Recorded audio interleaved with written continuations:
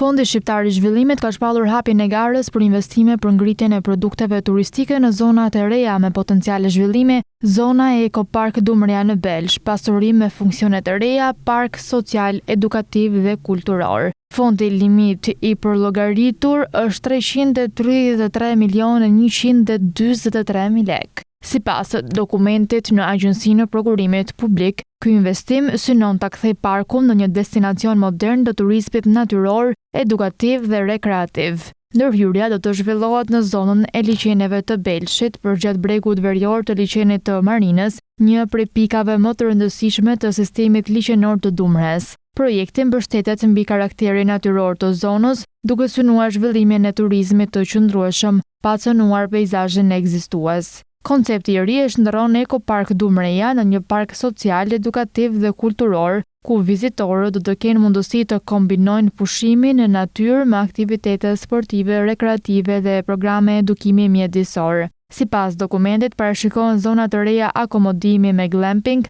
camping dhe shtëpi të ngritura mbi pemë të integruara me mjedisin natyror. Projekti përfshin ndërtimin e 14 tree houses të projektuara për të akomoduar deri në 84 vizitor, si dhe 14 çadra moderne safari glamping të pajisura me të gjitha kushtet për përdorim gjatë gjithë vitit. Një pjesë e rëndësishme e investimit lidhet me krijimin e hapësirave për edukim dhe aktivitete komunitare. Në park do të ndërtohen klasa modulare në natyrë, sera edukative, minifirma didaktike, pavione shumë funksionale dhe një sallë me kapacitet deri në 250 persona për aktivitete kulturore, trajnime dhe evente.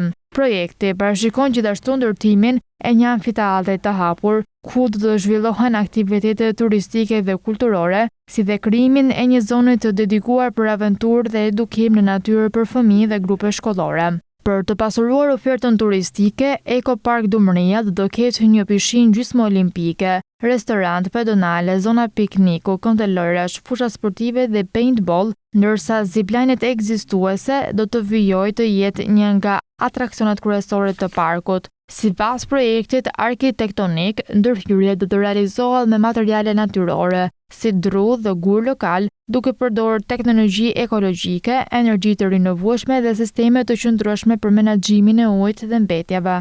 Objektivi kryesor është krijimi një destinacioni të ri turistik me standarde bashkëkohore që tërheq vizitor ventas dhe të huaj.